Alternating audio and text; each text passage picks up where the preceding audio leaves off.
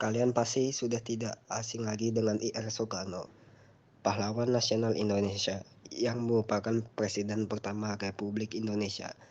Perjuangan dan jasanya untuk bangsa Indonesia tidak terhitung jumlahnya.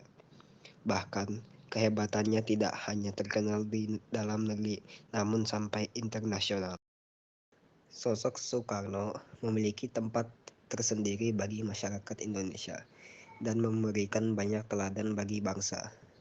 Banyak tenaga, pemikiran, bahkan jiwa dipertaruhkan oleh Soekarno untuk Indonesia, mulai dari melawan penjajahan sampai membangun bangsa ini menjadi seperti sekarang. Soekarno menjadi tokoh penting dalam sejarah Indonesia.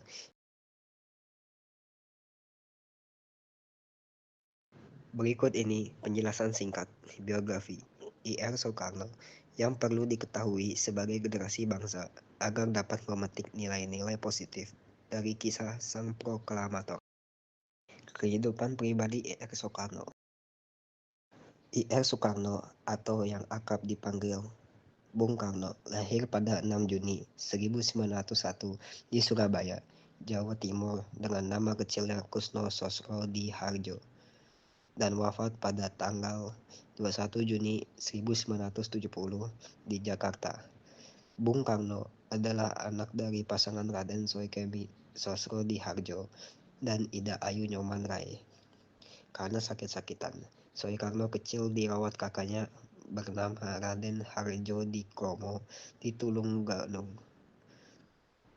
Soekarno kembali tinggal dengan bapak dan ibunya pada tahun 1909 di Mojokermo.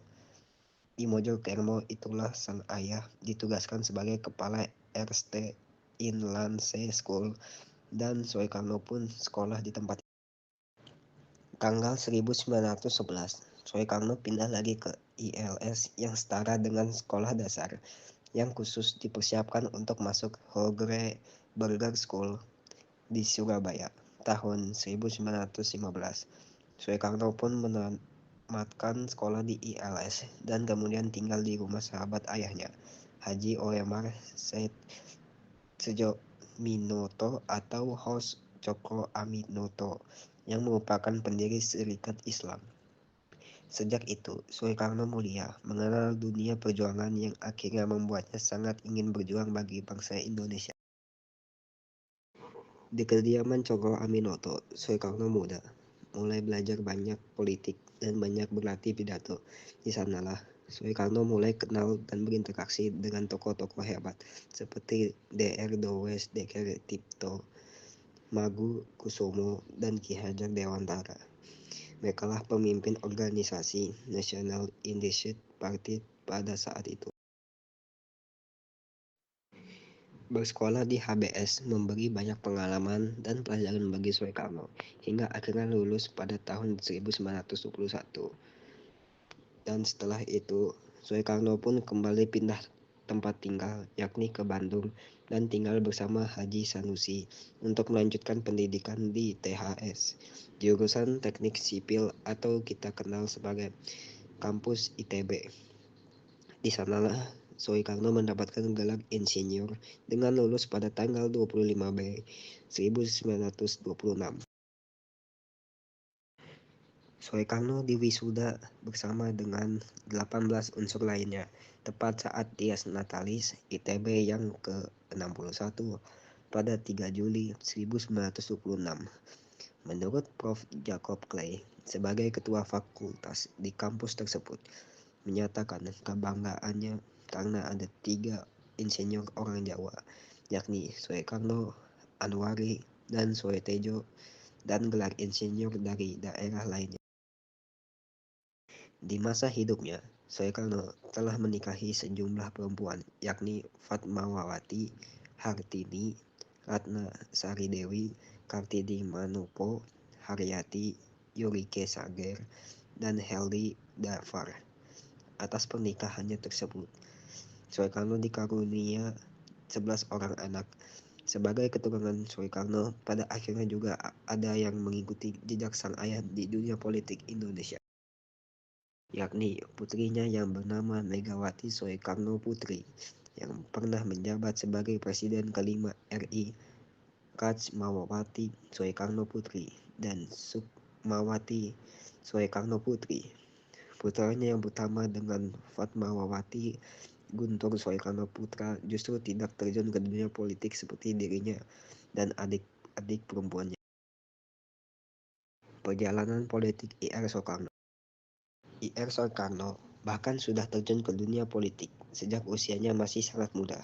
Soekarno terkenal pertama kali pada tahun 1915 saat menjadi anggota Jong Java, cabang Surabaya.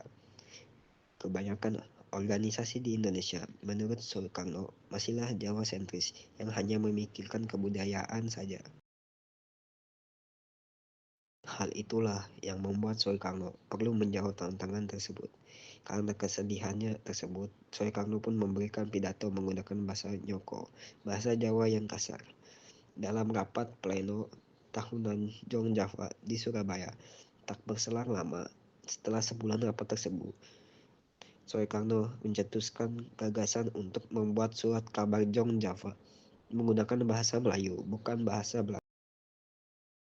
Soekarno kemudian mendirikan Algemet Studi atau yang disingkat dengan ASC di Bandung pada tahun 1926 yang merupakan hasil inspirasi dari Dr. Suetomo di Indonesia Study Club. Organisasi ASC inilah yang menjadi cikal bakal berdirinya Partai Besar Indonesia, Partai Nasional Indonesia yang lahir pada tahun 1927. Berkat aktif di organisasi PNI, itulah Soekarno beberapa kali ditangkap Belanda karena dianggap membahayakan pemerintah kolonial. Tanggal 29 Desember 1929, Soekarno ditangkap di Yogyakarta untuk dipindahkan ke penjara Ranger di Bandung. Kemudian pada tahun 1930 dipindahkan lagi ke penjara Sukamiskin. Dan di tahun ini pula Soekarno mengeluarkan pledoi Indonesia menggugat yang sangat fenomenal saat itu, sampai akhirnya dibebaskan pada tanggal 31 Desember 1931. Setelah bebas dari penjara pada tahun 1932, Soekarno bergabung dalam Partai Indonesia Partindo yang masih mencari pecahan PNI karena saat itu PNI dibubarkan dan dinyatakan dilarang oleh Belanda. Namun keaktifannya di Partindo kembali mengantarkannya ke penjara pada tahun 1933 di pengasingan Volders karena pergerakan yang bahaya bagi Belanda. Karena pengasingannya yang cukup lama dan sangat jauh hampir membuat tokoh-tokoh nasional Indonesia yang lainnya melupakan keberadaan dan keterlibatan Soekarno. Hal itu tidak membuatnya menyerah dan Soekarno terus mengirim surat kepada Ahmad Hasan, seorang guru Persatuan Islam. Pada tahun 1938, Soekarno kemudian diasingkan ke Provinsi Bengkulu sampai tahun 1942. Pada masa penjajahan Jepang tahun 1942, Soekarno baru kembali dibebaskan. Setelah melalui perjalanan panjang, pada tahun 1943, Perdana Menteri Jepang Hideki Toja menggugah Soekarno, Muhammad Hatta, dan Ki Bogoes Hadikoesomo yang kemudian disambut hangat kehadirannya oleh Kaisar Hirohito. Mereka bertiga telah dianggap sebagai keluarga Kaisar Jepang dengan diberikan bintang kekaisaran Ratna Suci. Sejak masa penjajahan Jepang itulah banyak muncul organisasi seperti Jawa Hokokai, BPUPKI, Pusat Tenaga Rakyat, hingga PPKI dengan tokoh-tokoh utama yakni Soekarno, K.H. Mansur, Ki Hajar Dewantara, dan tokoh lainnya yang aktif di organisasi pergerakan nasional. Akhirnya, tokoh-tokoh pergerakan nasional tersebut melakukan boikot Butorel bekerja sama dengan pemerintah Jepang untuk kemerdekaan Indonesia, meskipun tetap ada yang melakukan gerakan bawah tanah seperti Amir Saifuddin dan Sultan Syahrir yang tidak sepenuhnya percaya pada Jepang dan menganggapnya berbahaya dan fasis. Selama perjuangan yang panjang, akhirnya Soekarno dan Muhammad Hatta memproklamasikan kemerdekaan RI pada tanggal 17 Agustus 1945 yang didesak oleh kaum muda, dan sempat diculik ke Rengga Denglong. Sejak itulah, Soekarno diangkat menjadi presiden pertama Indonesia dan mulai dikenal sebagai sang proklamator yang didampingi oleh Muhammad Hatta sebagai wakilnya. Sebelumnya, pada tanggal 1 Juni 1945, dalam sidang BPUPKI, Soekarno sudah mengemukakan gagasan tentang dasar negara, yakni Pancasila yang sekarang menjadi dasar negara kita. Setelah berhasil merumuskan Pancasila, Soekarno berupaya menyatukan Nusantara menjadi negara kesatuan Republik Indonesia. Atas kejayaan perjuangannya untuk Indonesia, Ir Soekarno juga mengalami masa jatuh dalam politiknya. Setelah Wakil Presiden Muhammad Hatta akhirnya memutuskan untuk mengundurkan diri dan memisahkan diri dari Soekarno pada tahun 1956. Selain itu, banyak pula pemberontakan separatis yang terjadi di beberapa daerah di Indonesia. Berdasarkan catatan sejarah, puncak pemberontakan tersebut adalah saat terjadinya pemberontakan yang dikenal dengan G30 SPKI yang meluluh lantakan masyarakat Indonesia pada saat itu. Karena peristiwa itulah, Soekarno mendapatkan pengucilan dari presiden yang menggantikan dirinya yakni Soeharto. Karena usianya yang sudah tua dan sering sakit-sakitan, akhirnya Soekarno wafat di Jakarta, tepatnya Wisma Yaso pada tanggal 21 Juni 1970. Kemudian jasadnya dimakamkan di Blitar dan menjadi ikon kota Blitar hingga saat ini. Makam Soekarno pun selalu ramai peziarah dan wisatawan yang datang di hari-hari tertentu dan sangat ramai saat haul sang proklamator tersebut.